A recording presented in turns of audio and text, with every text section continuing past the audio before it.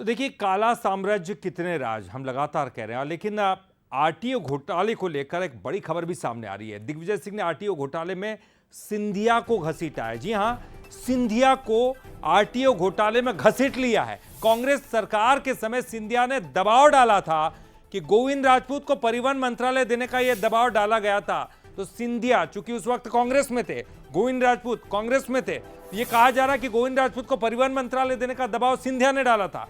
कमलनाथ ने आरटीओ की पोस्टिंग के लिए बोर्ड बनाया था। सिंधिया ने बीजेपी में जाकर पोस्टिंग का सिस्टम बदलवाया।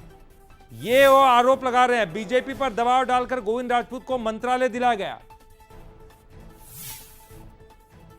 तो कमलनाथ ने आरटीओ की पोस्टिंग के लिए बोर्ड बनाया था, सिंधिया ने बीजेपी में जाकर पोस्टिंग का सिस्टम बदलवाया। बड़ा आरोप इस वक्त लगा रहे दिग्विजय सिंह। इसका बैकग्राउंड थोड़ा मैं बता दूं। जब कमलनाथ जी की सरकार बनी थी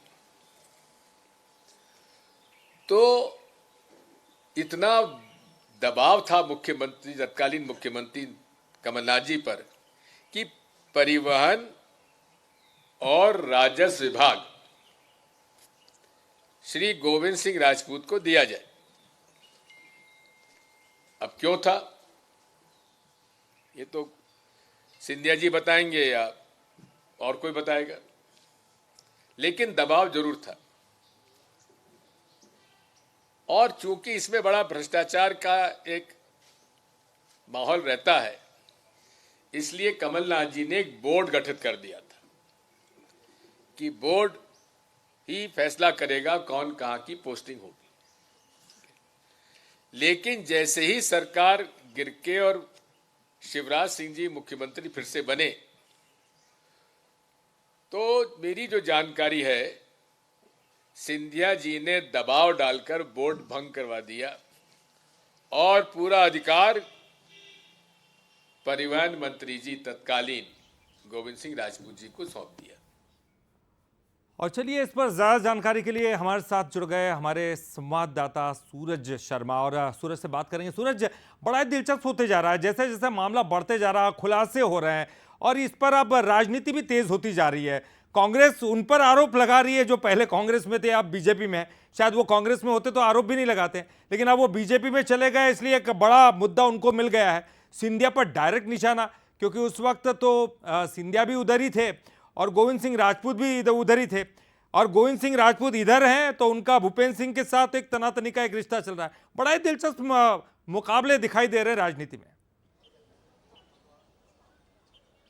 देखिए, बिल्कुल जिस तरीके से परिवहन आरक्षक रहे सौरभ शर्मा का मामला सामने आया, उसमें करोड़ों के भ्रष्टाचार के आरोप लगे हैं। पूर्व मुख्यमंत्री दिग्विजय सिंह ने भी वही आरोप लगाए हैं कि जिस तरीके से जो खासतौर से नाकों पर बोलियां लगती हैं, आखिर ऐसा क्यों होता है। जब कमलनाथ की सरकार थी उस समय ज्योतिराज सिंधिया ने दबाव बनाकर उन्हें राजस्व और परिवहन विभाग देने की बात कही थी, और खासतौर से आरटीओ में तबादलों को लेकर एक बोर्ड ही बनाया था। लेकिन जैसे बीजेपी में पहुंचे, बोर्ड को भंग कर दिया गया और तमाम जो नाके हैं उनकी बोलियां लगने लगी। और जिस तरीके का पैसा परिवहन आरक्षक सौरभ शर्मा के पास आ रहा है, उसके साथ साथ 4 लोग और जो शामिल थे, चाहे वो संजय श्रीवास्तव की बात हो या जो आरटीओ इंस्पेक्टर रहे दशरथ पटेल के साथ वीरस और संजय श्रीवास्तव, ये 4 लोगों के नाम जो हैं वो एक साथ थे और लगातार वो वसूली का काम यानी कटिंग का काम करते थे, और वही कारण है कि करोड़ों रुपए की संपत्ति उनने बना रखी है। तो उसको लेकर खासतौर से दिग्विजय सिंह ने प्रधानमंत्री नरेंद्र मोदी को भी पत्र लिखा है कि वो इस मामले में ईडी से जाँच कराएं, और खासतौर से मध्य प्रदेश के हाईकोर्ट के सिटिंग जो न्यायाधीश हैं उनसे इस मामले की पूरी जाँच कराना चाहिए। क्योंकि ये जिस तरीके का मामला सामने आया कि गाड़ी से 52 किलो सोना मिला है, घर से 2.5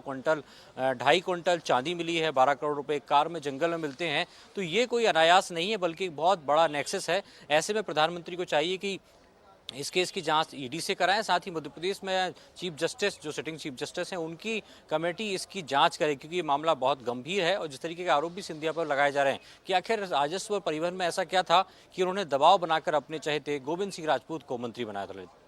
शुक्रिया सूरज इस पूरी जानकारी के लिए, बातचीत करने के लिए। और इधर खबर